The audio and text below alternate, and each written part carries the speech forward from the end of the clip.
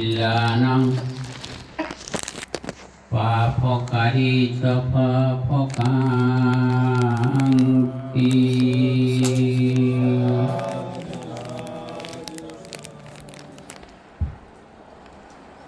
আমার অতি প্রিয় ভাজন আলোকিত কৃতি ছাত্র যিশু বড়ুয়া, তার সুযোগ্য সহধর্মিনী রিচা চৌধুরীর সুন্দর ব্যবস্থাপনায়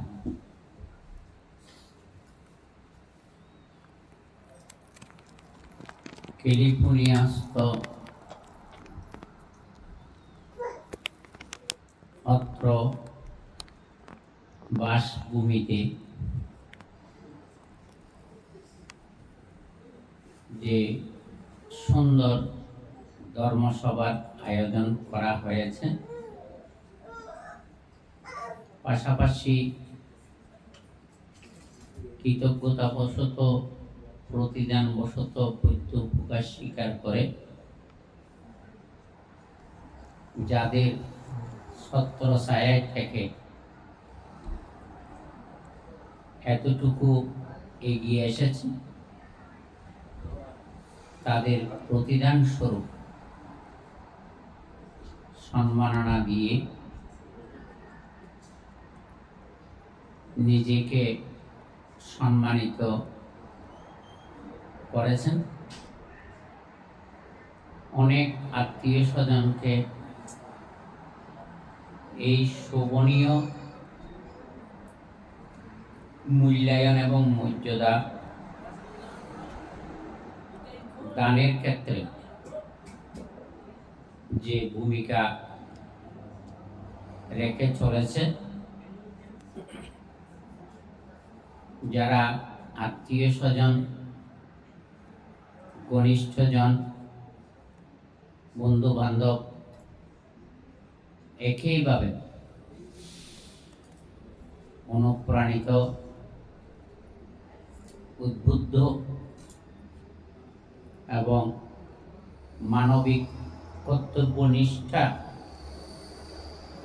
পালনে এগিয়ে আসবেন, এতে কোনো সন্দেহ নেই। আজকের এই বিভিন্ন মাঙ্গলিক সভার সঙ্গ প্রদান আমার অগ্রজ কল্যাণ মিত্র মহানায়ক তেরো মহোদয়, শাসন সদ্ধর্মের দ্বারক বাহক গুণোত্তম মহান ভিক্ষু সংঘের সাননয় উপস্থিতিতে আজকের এই মাঙ্গলিক অনুষ্ঠান অত্যন্ত মর্যাদা সম্পন্ন হয়েছে,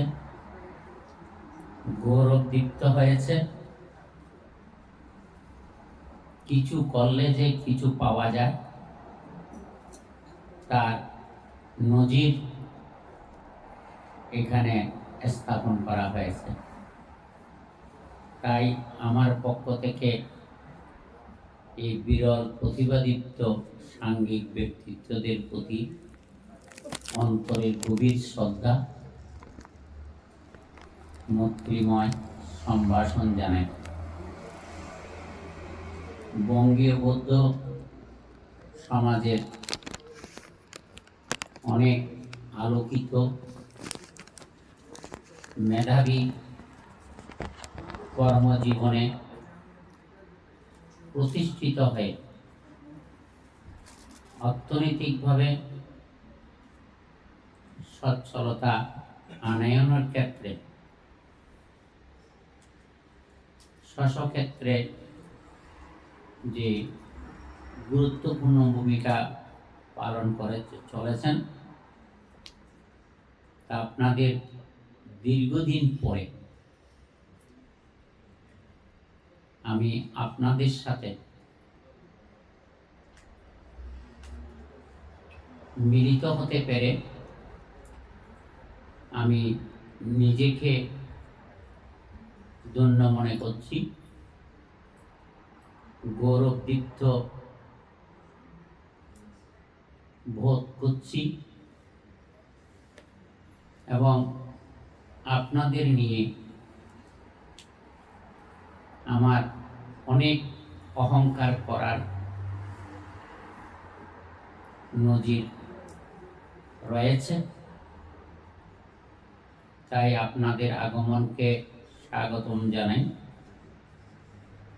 আশীর্বাদ করি আপনারা এই কি উন্নতি করেছেন, জ্ঞানে ধ্যানে অর্থনৈতিকভাবে সমুন্নত হয়ে একে অপরের পরিপূরক হিসাবে দৃষ্টান্ত রাখতে পারেন, সেই আশীর্বাদ করি। ইতিমধ্যে জন্ম জনপদের কৃতি সন্তানদের যারা সাংঘিক ব্যক্তিত্ব ছিলেন, গৃহ সমাজের অনেক বরেণ্য কৃতি ব্যক্তিদের কৃতিত্বের গাথা সগৌরবে উচ্চারিত হয়েছে। পাশাপাশি সদ্ধর্মের জাগরণে যে ইঙ্গিত রয়েছে তা নিজস্ব মেধা অভিজ্ঞতার আলোকে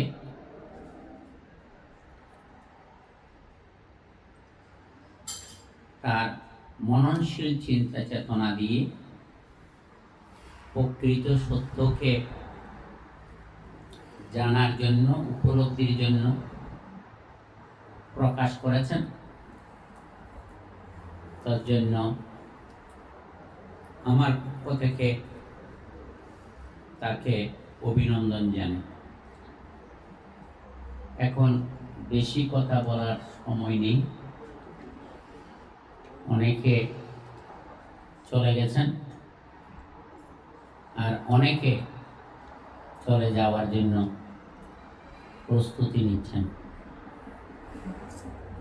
তাই আমি যে শ্লোকটা সগৌরবে উচ্ছ্বাসিত কণ্ঠে উচ্চারণ করেছি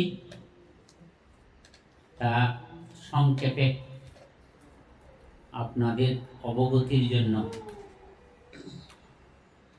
আমার ক্ষুদ্র জ্ঞানে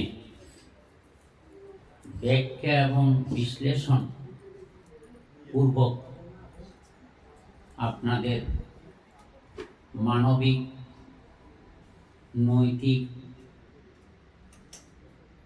মূল্যায়নের ক্ষেত্রে আপনারা যাতে আরো আন্তরিক হন, সহানুভূতিশীল হন, মানবিক চিন্তা চেতনার মধ্যে দিয়ে একে অপরের পরিপূরক হিসাবে ভূমিকা পালন করতে পারেন, সেই দৃষ্টিকোণ থেকে আমি অতি সংক্ষেপে কিছু কথা তুলে ধরতে চাই। আমিও মানুষ, আপনিও মানুষ, কিন্তু রক্তে মাংসে গঠিত মানুষ।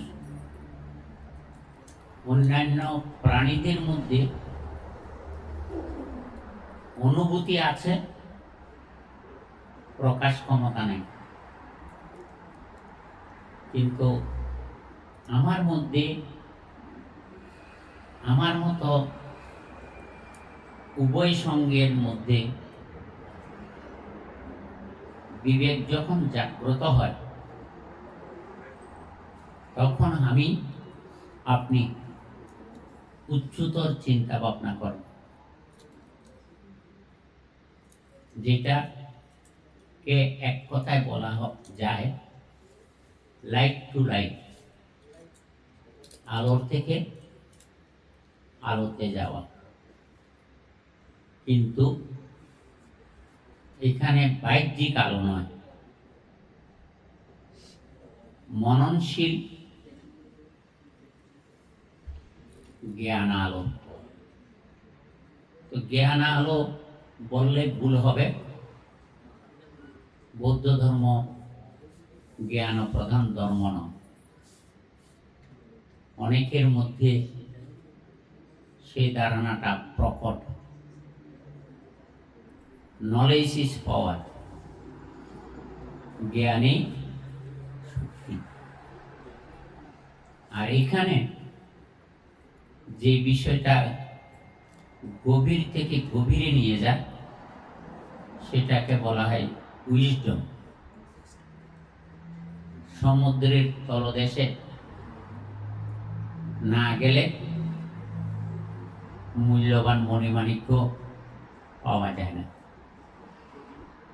তো ক্ষুদ্র জ্ঞানের মাধ্যমে প্রজ্ঞাদৃষ্টি যদি আহরণ করা না যায়, তাহলে মানব জীবনের যে সফলতা আছে, পুরস্কার আছে, জয় আছে, সেটা লাভ করা সম্ভব নয়। এখানে একটা প্রশ্ন থেকে যায়, জ্ঞান বলতে কি, প্রজ্ঞা শক্তি বলতে কি, বা কাকে বুঝে? স্পিকার সম্পর্কে সাধারণ যেটা ধারণা সেটা হচ্ছে জ্ঞান। আর স্পিকার সম্পর্কে ক্রিয়া প্রতিক্রিয়া সম্পর্কে প্রকৃষ্ট রূপে জানার নাম হচ্ছে প্রজ্ঞা। কবিগুরু কি বলেছেন?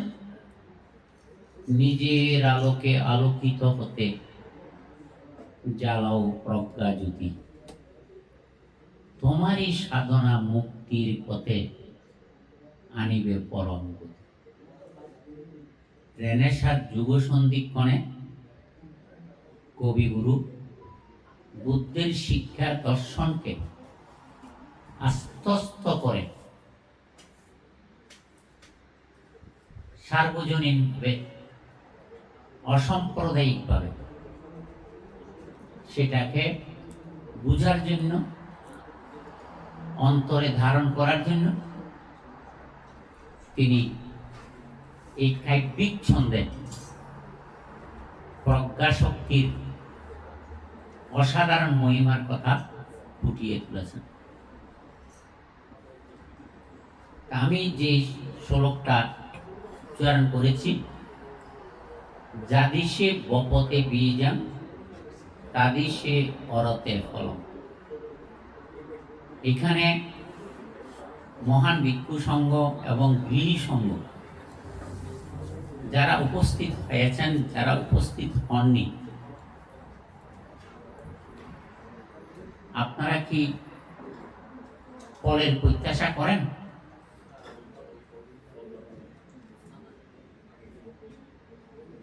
যিনি বা যারা এই জীবন লাভ করেছেন তাদের অবশ্যই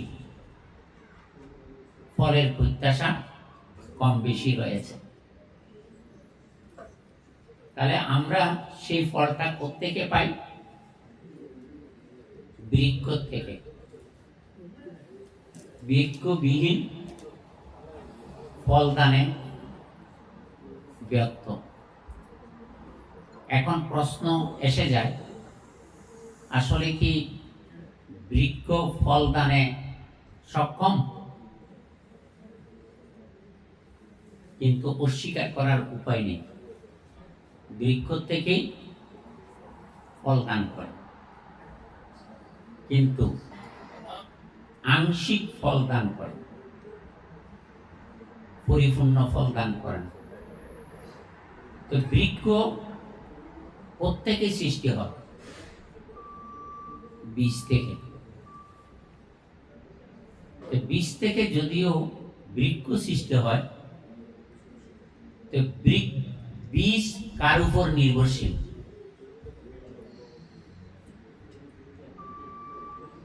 কতটুকু নির্ভরশীল? ভূমি, ক্ষেত্র। কিন্তু সব ক্ষেত্রে বীজ বপন করলে অঙ্কুরিত হয় না। তাহলে যেই ক্ষেত্র কোমল, সহজ সরল, উর্বর শক্তি উপাদান রয়েছে, সেইখানে পুষ্ট বীজটা বপিত যদি হয়, তাহলে বৃক্ষের সৃষ্টি হয়। তাহলে প্রখ্যাত বিজ্ঞানী জগদীশ চন্দ্র বোস বা বসু, বৃক্ষেরও প্রাণ আছে, কিন্তু আজ থেকে 2500 বছর আগে মহামানব গৌতম বুদ্ধ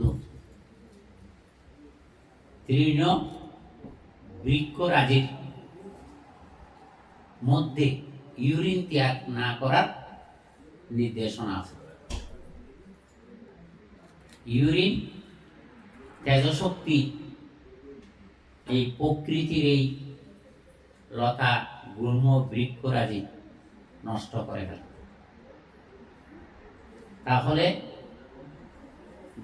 বুদ্ধ প্রকৃতি প্রেমী। তাই আমি বলি, পুরুষ হচ্ছে বীজ, মাতৃজাতি হচ্ছে ক্ষেত্র।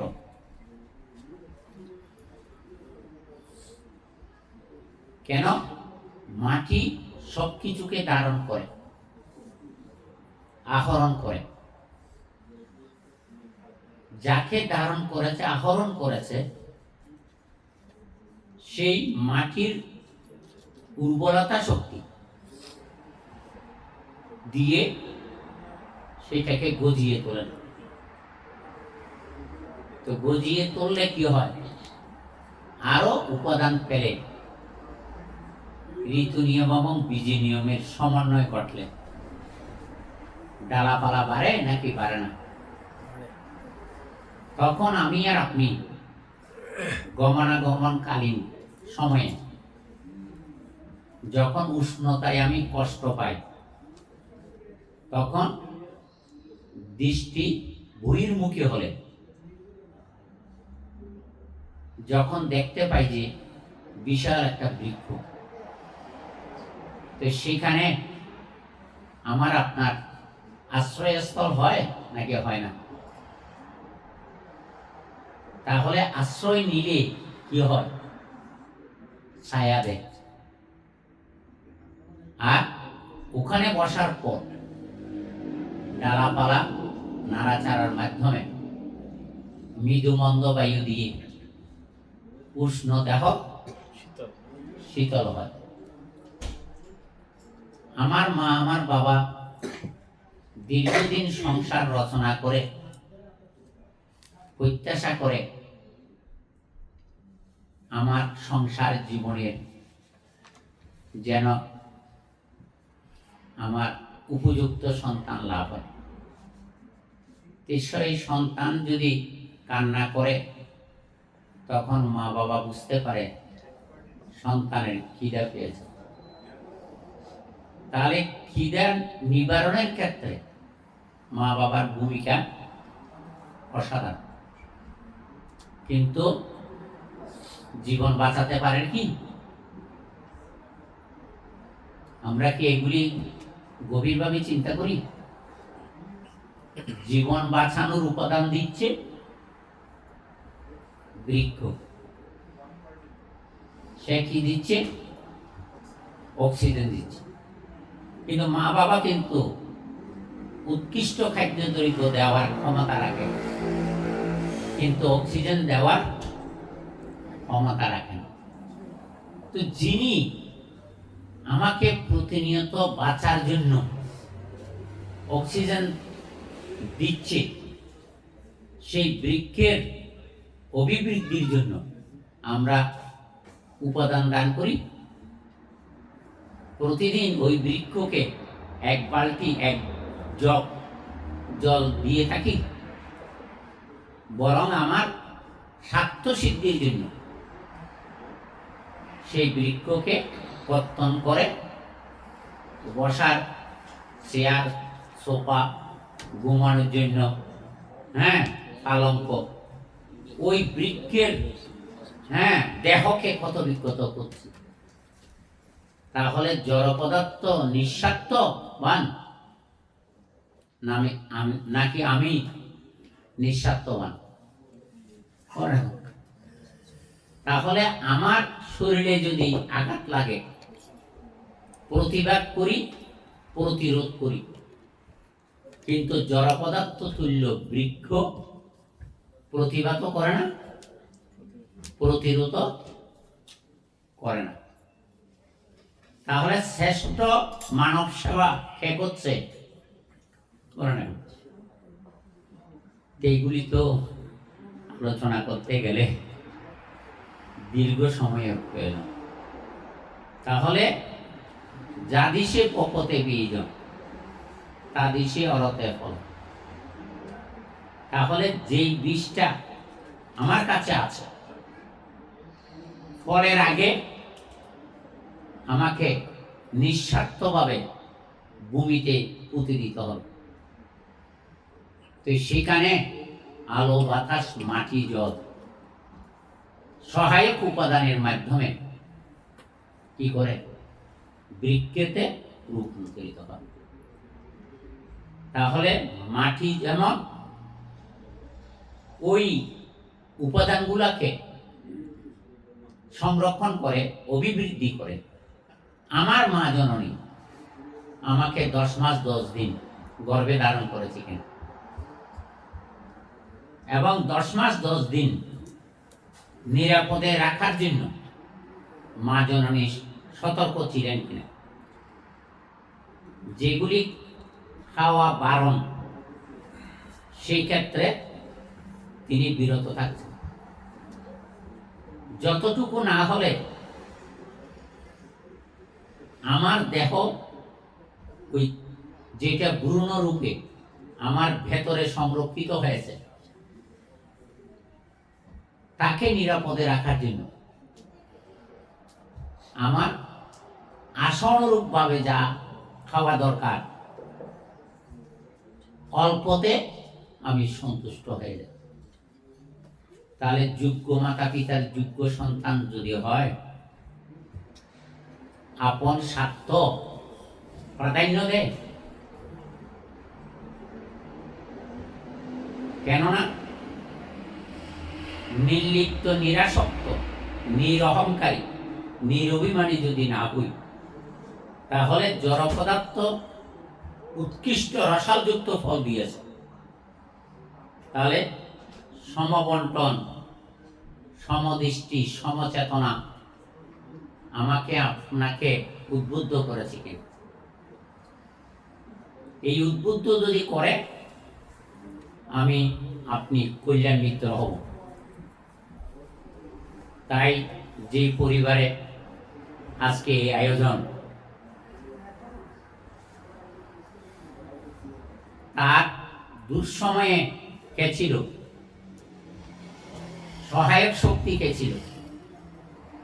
বটগাছ ছায়া দিয়েছে, কিন্তু বটগাছ বলে না তুমি আমার মতো আরেকটা বটগাছ তৈরি হও। তাহলে সেই ক্ষেত্রে হিতাকাঙ্ক্ষী, শুভানুদ্দায়ী, কল্যাণ মিত্রের মানসিকতা যদি না থাকে, পাশের ব্যক্তিকে ওই স্তরে উন্নীত করা আদৌ সম্ভবপর কিনা।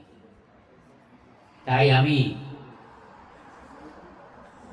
বৌদ্ধ প্রধান দেশ মায়ানমার, বৌদ্ধ প্রধান দেশ থাইল্যান্ড, বৌদ্ধ প্রধান দেশ শ্রীলঙ্কা, তাদের কথা অকপটে স্বীকার করি, অকপটে স্বীকার করি না। তারা আমাদেরকে আশ্রয়হীনকে আশ্রয় দিয়েছে। আধুনিক শিক্ষায় ত্রিপিটক শাস্ত্র সহ আধুনিক শিক্ষায় সুশিক্ষিত করার ক্ষেত্রে আশ্রয় দিয়েছে, পৃষ্ঠপোষকতা করেছে এবং বাইরে যাওয়ার জন্য সার্টিফিকেট দিয়েছে। তাহলে এদের চেয়ে শ্রেষ্ঠ কল্যাণ মিত্র কে হতে পারে? আজকে দেশে বিদেশে যারা বিচরণ করছেন, উচ্চতর জ্ঞান আহরণ করছেন, আর্থিক সচ্ছলতা এসেছে, বসত বাড়ির অভিনবত্ব দেখতে পাচ্ছেন, তার পেছনে শক্তিকে যোগাইছে। এই অতীত তুমি ভুবনে ভুবনে কাজ করে যাও, গোপনে গোপনে। আমাদের বাঙালি বৌদ্ধদের সংকট হচ্ছে কি, মুই হাইয়ুম তুই কেনা খাবি, মুই উন্নতি লাভ করছুম তুই কেন উন্নতি লাভ করিব। তা আমরা বুদ্ধের শিক্ষা দর্শনের মধ্যে কি পাই? সমদৃষ্টি, সমচেতনা, সমবন্টন। বলে না, এই শিক্ষার মধ্যে আমরা আছি? বলে না, এইখানেই আমাদের দুর্বলতা। কেন? বাঙালি বৌদ্ধরা পরিকল্পনাবিহীন জাতি, বুঝাপড়া নেই। মর্গান মুই, প্রজ্ঞান তুই, অর্থাৎ আত্মোন্নতি, আত্মপ্রতিষ্ঠা, আত্মসুখ, আত্মবোধ, নাম যশ কীর্তির জন্য পাগল হয়ে গেছে।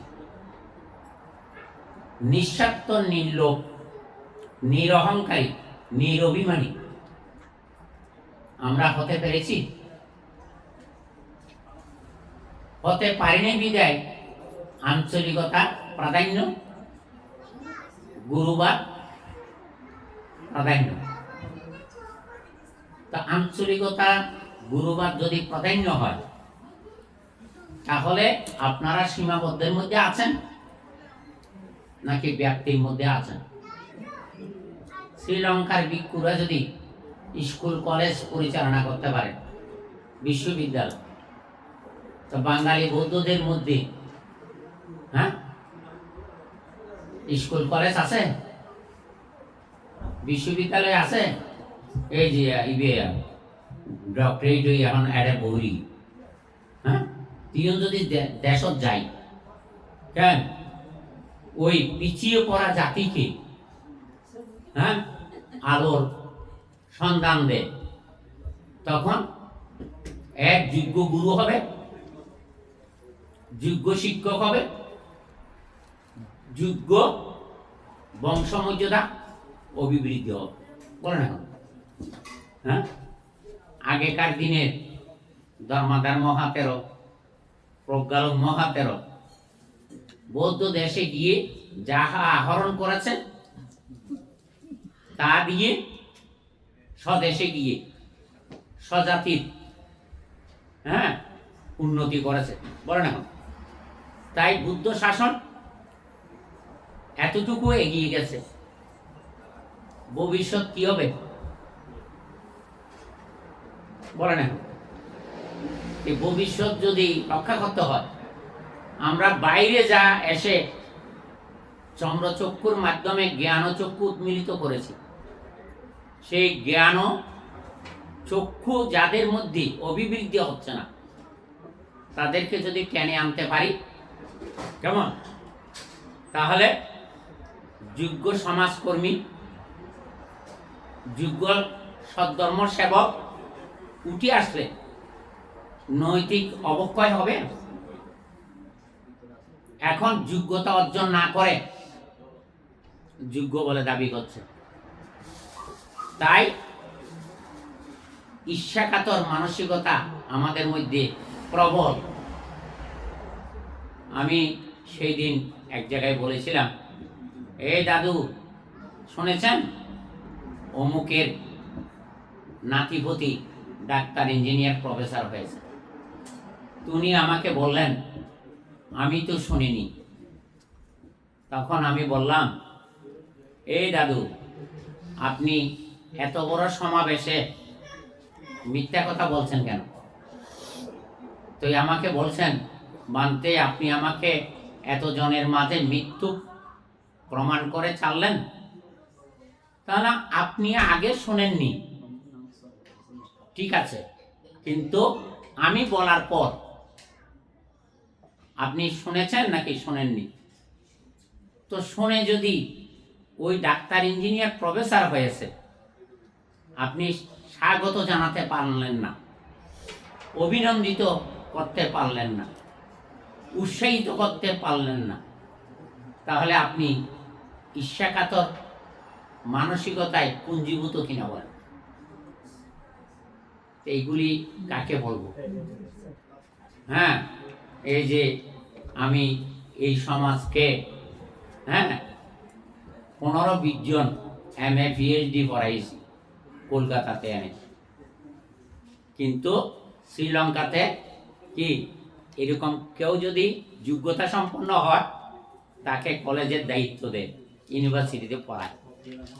আর এখন ডিগ্রি অর্জন করার পর আপন স্বার্থ যদি বড় হয়, সামগ্রিক কল্যাণ বুলন্টিত হয় কিনা বলেন? তাহলে এই যদি চিন্তা ভাবনা থাকে, বৌদ্ধ সমাজ কতটুকু এগোবে, কতটুকু আলোর সন্ধান পাবে? এই যে অবৈতনিক মস্তবিদ সমগ্র বাঁশখালী অঞ্চলের জ্ঞান অন্বেষী বিদ্যার্থীকে সাতবাড়িয়াতে আশ্রয় দিয়ে বলেন এখন আজকে বিশ্বের মধ্যে অদ্বিতীয় স্থান দখল করেছে। এই অবৈশিষ্ট্য মস্তবীর চলে যাওয়ার পর আর কে করেছে বলে? ধর্মাধার মস্তবীর শ্রীলঙ্কা থেকে শিক্ষা নিয়ে কেমন উপসেন মহাতেরো, সুমঙ্গল মহাতেরো ইত্যাদির কাছে, ডক্টর বুদ্ধদত্ত মহাতেরো, প্রিয়দর্শী মহাতেরোর কাছে শিক্ষা গ্রহণ করে চট্টগ্রামে গিয়ে মহামুনিতে পালি কলেজ প্রতিষ্ঠা করেছেন। সেখানে জ্যোতিপাল, ধর্মরক্ষিত, সুগত বংশ, শিলাচার, শান্তপদ ইত্যাদি ইত্যাদি প্রতিষ্ঠা করে গেছেন। তারপরে উনি কলকাতাতে গিয়ে এই যে জাতীয় পুরস্কার প্রাপ্ত ডক্টর সুকোমল চৌধুরী, ডক্টর অমল বড়ুয়া বা আরো অনমদর্শী কেমন এদেরকে জ্ঞান আলোকে উদ্ভাসিত করেছিলেন বিদায় আজকে এতটুকু সমাজ আলোর সন্ধান পেয়েছে। তাহলে ওই শূন্যস্থান পূরণ হওয়ার লক্ষণ আছে কি বলেন এখন? কারণ যারা বিদেশও তাইছি তারা বিদেশ পাড়ি দিয়ে আগে কি করেছে? অর্জন করেছে, স্বজাতিকে রক্ষা করেছে। আর এখন অর্জনের মধ্যে দিয়ে অর্থনৈতিক সচ্ছলতা আছে।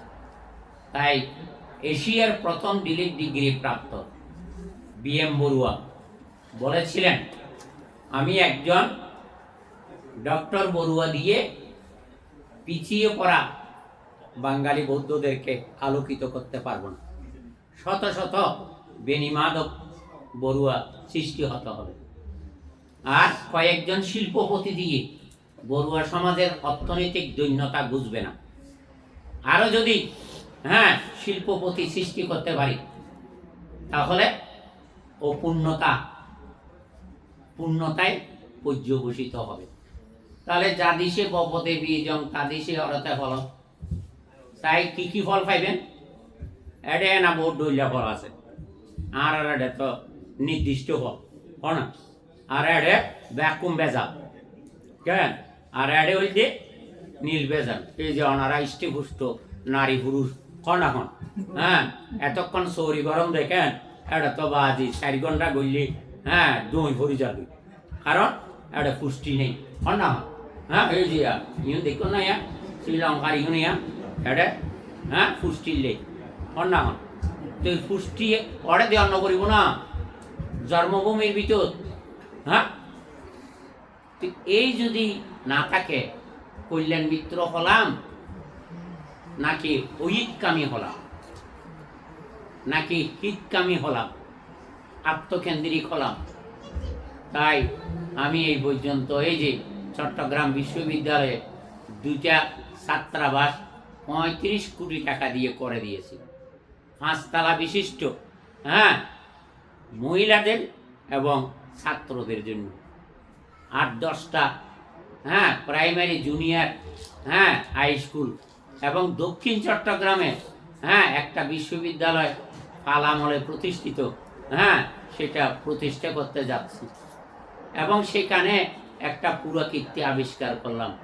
কই এই বড়ুয়া সমাজ এদিকে তাকায় না। আমি যাদেরকে হাজার হাজার সার্টিফিকেট দিয়েছি, ওখানে থাকলে তো একদিন সোয়াইন দিতেন, তো একবেলা সোয়াইন দিতে গেলে হঠাৎ খরচ। তো এটা 6 মাসে 9 মাসে 1 বছরে 100 টাকা দন্ত চাই 100 জনে। তৈলে একখান স্কুল কলেজ কারিগরি বিদ্যালয় প্রতিষ্ঠিত হলে আপনাদের বংশের কেউ না কেউ ওখানে তো পাঠদান করবে, শিক্ষা গ্রহণ করবে। তাই এখানে যারা আছেন কেন, আর অন্যান্য জায়গা যারা আছে 500 জায়গায় আছে, তেতুন 100 টাকার দরে দিলে 500 টাকা, তৈলে অ্যাডে গেলে এবার $500, তৈলে কত টাকা হয়? তো খ্রিস্টান মিশনারি এই গোয়েঙ্কাজি অবদ্ধ হয়নি, বৌদ্ধ ধর্মর যেভাবে জাগরণ ঘটা কেন, আর আরা কেঁডা বড়ুয়া দে তুই আর কথায় সারানো দিবা, তোমার কথায় সারানো না। এই যদি হয়, জাতির সমাজের পরিবারের দায়ভার পালন করতে চাচ্ছে বলে না। তো এগুলি তো ব্যাপক আলোচনার দরকার আছে। কেমন আসলে যে কথা হই ইউন যদি ওনারা এডে প্রতিষ্ঠিত হওয়ার পর, এডে নিরাপদতা হওয়ার পর, অর্থনৈতিক সচ্ছলতা আনায়নের পর, তো ওনারা যেতুন শিকড় তুন উঠিয়াইছুন, সেই শেকড় রক্ষার জন্য আপনাদের কোনো দায়িত্ব আছে? এনে মাথা লারন কিন্তু কইলে অনাহন তেড়ে নেতৃত্ব দম বলব খাটতে আত্মত্যাগী বৌদ্ধ ভিক্ষুতে, কারণ ওনারা সংসারী ব্যস্ত মানুষ অনাহন। আর ওইবা মানে লিয়াজু মেনটেন করিবার দায়িত্ব লইতে হবে। তিবা যদি আত্মকেন্দ্রিক হয়, আত্মভোগী হয়, গুরুবাদ গ্রহণ করে, তৈলে ইবা বৃত্তের মধ্যে তাই দেব, ব্যাপ্তি হইত না। তেহতলাই সংসারের মধ্যে যান স্বামী স্ত্রী ওর মা বাবা নাতি নাতনি একই ফান্ডের থেকে নিয়ন্ত্রণ ক্ষমতা হয়, তাহলে প্রতিনিধিত্ব করবে, ব্যক্তিগতভাবে কিছু ইয়া করতে পারবে না। আমাকে সেই দিন একটা মুসলিম স্কলার, গবেষক বৌদ্ধ ধর্ম নিয়ে আমাকে বললেন, মানতে আপনারা প্রকৃত অর্থে বৌদ্ধ কি? তাহলে আমরা বৌদ্ধ না কি? যে না তো আপনারা তো ওই সাক্ষ্য মিত্র যাত্রা হইয়ে পঞ্চশীল সবাই জানি, পঞ্চশীল অজনে মানি। তারপরে হয়তো আনারা বুদ্ধরে মানন না, উমা আনারা সংসার ত্যাগী, সকাল সন্ধ্যা প্রার্থনা করি, ধ্যান দি, তো হয়তো ইয়ান তো নয়। হ্যাঁ, তো বুদ্ধরে যদি মানন তইলে শিষ্যর নামে কেন বিয়ার না, তইলে শিষ্য বড় নাকি বুদ্ধ বড়? তাই ইয়ানোর কোনো সমাধান দিন না ভাই। হ্যাঁ, তাজিয়া, হ্যাঁ, ক্যালিফোর্নিয়া আইনি, হ্যাঁ, এই যে ব্যক্তি কেন্দ্রিক কেন প্রতিষ্ঠান, ব্যক্তি যতক্ষণ সচ্ছল প্রতিষ্ঠান সৌন্দর্য অভিবৃদ্ধি হবে। ব্যক্তির অনুপস্থিতিতে প্রতিষ্ঠান কি হবে? হ্যাঁ, ধ্বংস হয়ে যাবে। তাহলে আত্মঘাতী খাস কিনা বলে? হ্যাঁ, এই যে যারা যারা যান, হ্যাঁ হ্যাঁ, মুই গজুম দে, হ্যাঁ তুই কিলে আতি আরে, হ্যাঁ আর হদ দে, হ্যাঁ আর যাতে আর যাতে নহাই আরে বড়ি। হ্যাঁ, তো নাম বড় মধুর, কাজ বড় মধুর ন। এই যে শ্রীলঙ্কার ওরা কেমন প্রতিনিধিত্বশীল কাজ করে, কেমন? হ্যাঁ, উনি যদি মারা যায় ওনার প্রতিনিধি শ্রীলঙ্কার থেকে আসবে, কেমন? হ্যাঁ, আর আমরা পক্ষপাত দোষে দুষ্ট হই, তিন অপ্রিয় কথা। কারণ আরে ওই ধর্মাদার বানতে জিনবুদি নাম দিয়ে বর্তমান সময়ে আর নাম এদের জিন। হ্যাঁ, তো জিয়ত ধরে ইয়ত খবর করি দেখি না। হ্যাঁ হ্যাঁ, তুই এ কারণে আর কথাই কেন পড়াইব, কত বিক্ষত হইব। হ্যাঁ, কিন্তু কত, হ্যাঁ, সারাতে হলে কি করতে হবে? লেখন দিতে হবে, ওষুধ দিতে হবে। তো যেমন ডাক্তার তেমন চিকিৎসক। তুই পাপ মিত্র হইবেন, কল্যাণ মিত্র হইবেন। আর সমন্বয় লাগিব, বুঝাপড়া লাগিব এবং পরিকল্পনা গরম করিব। এবং এই পরিকল্পনার মাধ্যমে কোথায় কি হচ্ছে, হ্যাঁ কোথায় কি দরকার, সেটা আপনাদের থেকে উদ্ভাসিত হতে হবে। তো আমি আপনাদের দেখে অত্যন্ত গর্ব অনুভব করছি। আপনারা যে সুন্দর বাড়িতে, হ্যাঁ, বসবাস করছেন, যে ফাইসারও গাড়ি আরা তো মানিয়া দে, হ্যাঁ সাইকেলও নয় বাজে, হ্যাঁ তুই কথা লাই, হ্যাঁ, আর ফাইজারও গাড়ি একখান নয়, বহুত ত্যাগকান, পোয়ার ত্যাগকান, জামাই ত্যাগকান, নাতির ত্যাগকান। হ্যাঁ, কারণ এদের সময়ের মূল্য বুঝি, হ্যাঁ, সময়ের সাথে তাল মিলাতে না পারলে মামা আসবে না। হ্যাঁ, মামা মানে মার বাই নয়। হ্যাঁ, পকেট গরম হয়ে দিবি এইবারই। হ্যাঁ, তো পকেট গরম হয়ে দে এইবারে উপার্জন করতে হইলে এই যন্ত্র চালিত, হ্যাঁ, মানুষের মধ্যে সেই চেতনা থাকতে হবে। তাই আমি যারা বহির্বিশ্বে এসে, হ্যাঁ, মানে জ্ঞানে ধ্যানে উন্নত হয়েছেন, তারা যেন জননীর জন্মভূমি স্বর্গাদপি গড়িয়সী। তাহলে স্বর্গে রূপান্তরিত হতে হলে জ্ঞানে ধ্যানে সুশিক্ষিত হতে হবে, ধর্মীয়, হ্যাঁ, চেতনায়, হ্যাঁ, উজ্জীবিত হতে হবে। তখন আপনার কুরের ঘরে স্বর্গসুখ সৃষ্টি হবে। তো আমি কিছুটা আলোদান করেছি বিদায়, আজকে তার স্বীকৃতি স্বরূপ, হ্যাঁ, গতকালও যেভাবে আমাকে, হ্যাঁ, এই মূল্যায়ন করা হয়েছে, হ্যাঁ, তো আজকেও সেভাবে করা হয়েছে। তা আমি তো আসলে ফোন নাম্বারও ন জানি, ঠিকানাও ন জানি, হ্যাঁ, আর নইলে যোগাযোগ তো দেরি আবারই তারও, হ্যাঁ, মানে এরকম যোগাযোগের ক্ষেত্র তৈয়ার ন করে। কিন্তু আই ক্ষেত্র তৈয়ার করে দিই বলি আজিয়া বটবৃক্ষ হইয়ে ছায়া দেয়, হ্যাঁ, আশ্রয় দেয়, মৃদুমন্দ বায়ু দেয়, অর্থনৈতিকভাবে, হ্যাঁ, দুর্বলতা শক্তি দেয়। সেই কিন্তু সমাজ সুশীল সমাজ বিনির্মাণে এই অর্থ স্থানকাল পাত্র বিবেচনা করে যদি আন্তরিক সহায়তা করে, তাহলে ম্রিয়মান সমাজ আলোর সন্ধান পাবে।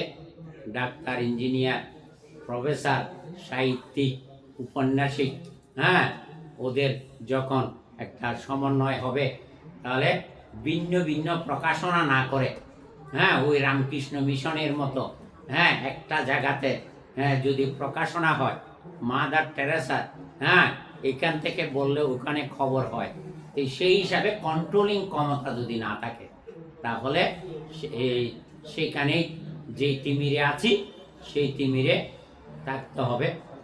তো এর শুভ উদ্বোধন ঘটুক এবং আমাদের মহানায়ক যে এখানে এতক্ষণ, কালকেও আমি ওনার ধৈর্য পরীক্ষা দেখেছি, এই বয়সে আপনাদের সাথে আমাদের সাথে যেভাবে একাত্ম ঘোষণা করেছেন এবং ওনার ওখানে আমাদেরকে আশ্রয় দিচ্ছে, কিন্তু আমরা ওনাদেরকে আশ্রয় দিতে পারবো না, সেই পরিবেশ দিতে পারবো না কারণ আমরা ডিগ্রিতে বিশ্বাসী কিন্তু জ্ঞান অর্জনে বিশ্বাসী নয়।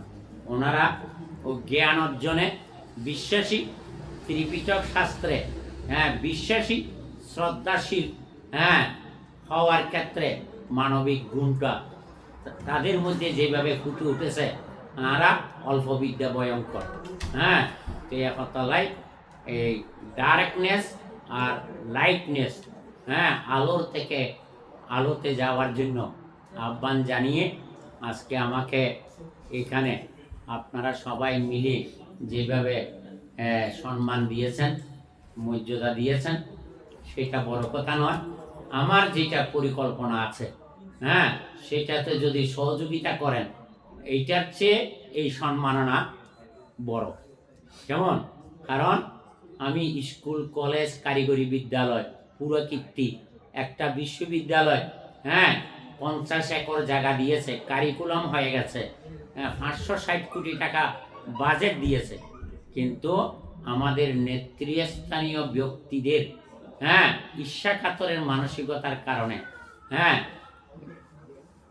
বিশ্ববিদ্যালয় মঞ্জুরি কমিশন এবং শিক্ষা মন্ত্রণালয় থেকে নীতিগত সিদ্ধান্ত পিএমকে দেওয়ার জন্য চিঠি পাঠিয়েছে, কিন্তু সেই চিঠি এখনো বস্তাবন্দি আছে, কিন্তু আমি এখনো নীরব ভূমিকা পালন করি না, আমার চেষ্টা চালিয়ে যাচ্ছি।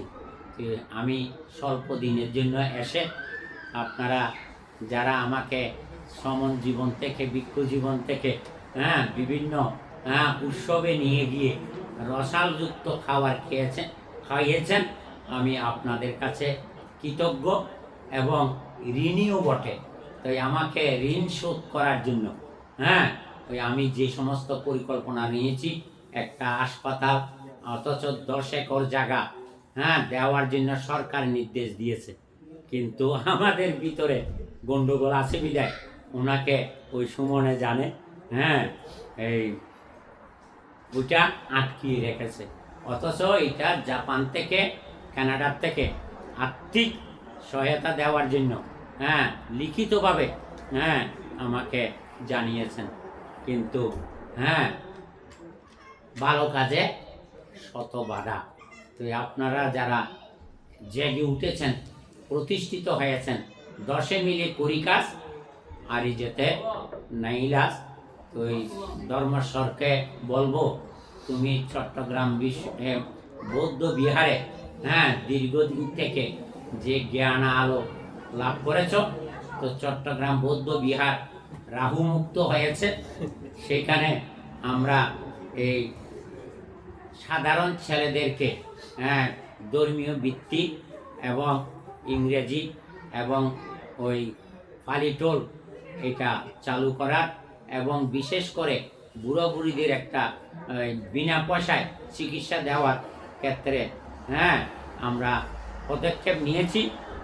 এটা যাতে পদক্ষেপের ব্যাপারে গতিশীল হয়, এই প্রত্যাশা রেখে আমার নাতি দীর্ঘ হিত উপদেশ এবং সংস্কারমূলক জ্ঞান আলো লাভের ক্ষেত্রে যে আমি যে 20-30 জন দেশে বিদেশে এসে উচ্চশিক্ষার ক্ষেত্রে এখনো করে যাচ্ছি, কিন্তু আমি আদম ব্যবহারিক করিনি। কিন্তু মেধা মাধ্যমে স্কলারশিপ দিয়ে উচ্চশিক্ষার ক্ষেত্রে আমার আন্তরিক সহযোগিতা অতীতেও ছিল, এখনো আছে, আগামীতেও থাকবে। ওখানে কি বলতে স্কলারশিপের কোনো ব্যবস্থা আছে এবং মন্দিরে না, তো কি ওইটা ওই এমনি ব্যক্তিগত ডোনেশন নিয়ে ওই এখন একটা ট্রাস্টি করতেছি, সেখানে আমি 20-30 লক্ষ টাকা একটা ফান্ড ব্যবস্থা করব, ওইটা যাতে ইন্টারেস্ট থেকে ওই বৃত্তিটা চালু হয় এবং যে সমস্ত ভিক্ষু সমন গৃহীরা চিকিৎসা সেবা থেকে বঞ্চিত হচ্ছে তাদেরকে যত উপযুক্ত এই সহযোগিতা করে আমি আমার পরিকল্পনা বাস্তবায়নের জন্য তোমার ডাক শুনে যদি কেউ না আসে একলা চলরে, আমি এই প্রত্যাশা এই প্রতিশ্রুতি দিয়ে আপনারা যারা সচেতন হয়েছেন নারী পুরুষ, কারণ ওখানে তো নারী পুরুষ নির্ভর, আর এইখানে পুরুষের উপর পুরুষ নির্ভর, নারীর উপর নারী নির্ভর, স্বাবলম্বিতা। তো ওনারা যদি সবাই সহযোগিতা করেন এবং আমাদের ভিক্ষুরা যদি যারা পরিভ্রমণে আছেন তাহলে তারা যদি উৎসাহিত করেন, অনুপ্রাণিত করেন, তাহলে আমার অসমাপ্ত পরিকল্পনা সমাপ্ত হবে। এই দৃঢ় বিশ্বাস থেকে আপনাদের সুস্থ সুন্দর নিরোগ দীর্ঘ জীবন কামনা করে আমার নাতি দীর্ঘ আলোচনা এখানে শেষ করলাম। আপনি যদি ওখানে ট্রাস্টি করেন তাহলে আপনি বলবেন আমি ওখানে 1 লাখ টাকা দিব ওই ট্রাস্টি। সাধু সাধু আমাদের আপনাদের জেলার দুটি ঘটাবো না।